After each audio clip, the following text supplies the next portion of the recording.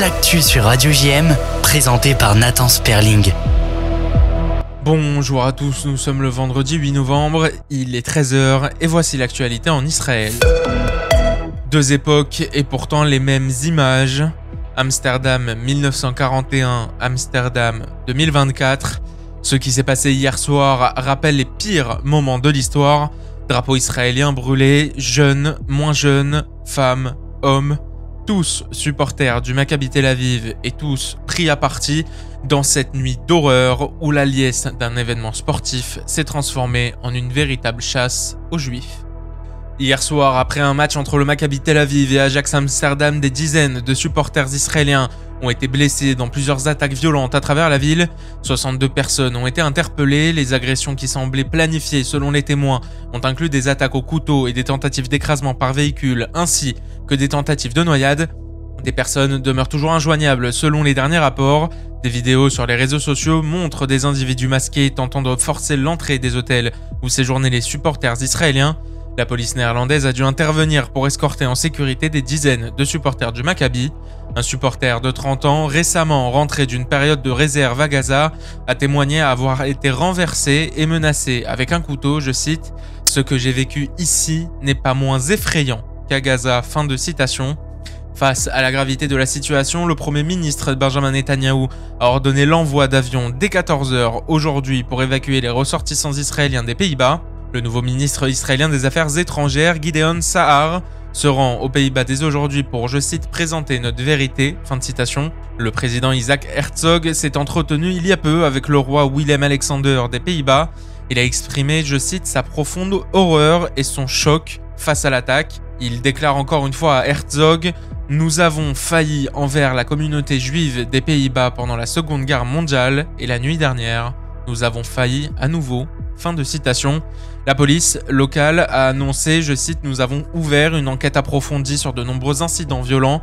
Nous sommes au courant d'informations faisant état d'une éventuelle prise d'otages et de personnes disparues. Mais pour le moment, il n'y a aucune information que cela s'est réellement produit. Plusieurs personnes ont également été portées disparues. » Fin de citation. Selon les médias israéliens, il existe une forte suspicion de 3 enlèvements, tout contact étant complètement rompu. Le Magen David Adom France se rend sur place. Ils sont partis cette nuit pour soutenir le dispositif de secours à Amsterdam. Dr Michel Halimi, médecin volontaire de l'unité internationale du Magen David Adom, nous en dit plus. Je suis le Dr Michel Halimi, médecin volontaire de l'unité internationale du Magen David Adom. Nous faisons partie du dispositif de secours qui a été mis en place suite aux événements violents qui ont ciblé les Israéliens assistant au match de foot à Amsterdam. Et nous sommes donc 5 médecins et secouristes du MDA actuellement à Amsterdam pour prêter main forte au dispositif ainsi qu'aux autorités israéliennes qui sont en train d'arriver sur place. Si vous êtes sur place, je vous donne le numéro du consulat d'Israël en Hollande, 0031 63 41 38 229. Je répète, 0031 63 41 38 229. L'armée israélienne a annoncé ce matin la mort du sergent-chef réserviste Gay Shabtei, 39 ans, originaire de Jérusalem. Soldat du bataillon 8207 de la brigade Alon, il a succombé à ses blessures après avoir été gravement touché le 26 octobre au Liban. Hier soir, signé le mois de la disparition de Roni Ganizat en Israël comme à Marseille. Beaucoup se sont réunis pour honorer sa mémoire. Estelle Ganizat, tante de Roni, nous raconte le plus beau souvenir qu'elle garde de lui.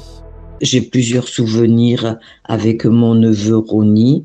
Malgré que l'éloignement de nos habitations, nous nous voyions. Le seul souvenir le plus marquant pour moi, c'est que Roni était chez sa mamie. Il était sur le canapé dans la salle à manger. Je m'assois à côté de lui et pour m'amuser avec lui et il me dit « Estelle, je t'aime ». C'est le plus beau souvenir que je garde et voilà, bien sûr, il y en a tant d'autres, mais c'est celui qui est remonté. C'était un petit garçon magnifique, bien évidemment d'une gentillesse extrême. Son sourire, il nous illumine et il continue à marquer nos esprits, nos cœurs, et que du Gan Eden, bien évidemment, qui protège toute cette magnifique communauté qui a tant fait et tant honoré notre cher Rony.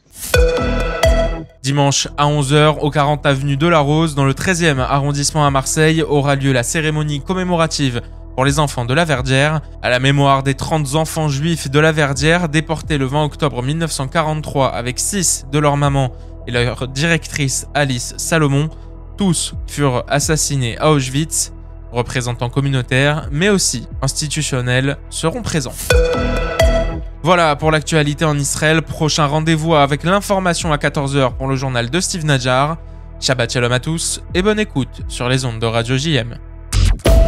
Retrouvez dès maintenant toute l'actualité en téléchargeant l'application Radio JM ou sur radiojm.fr.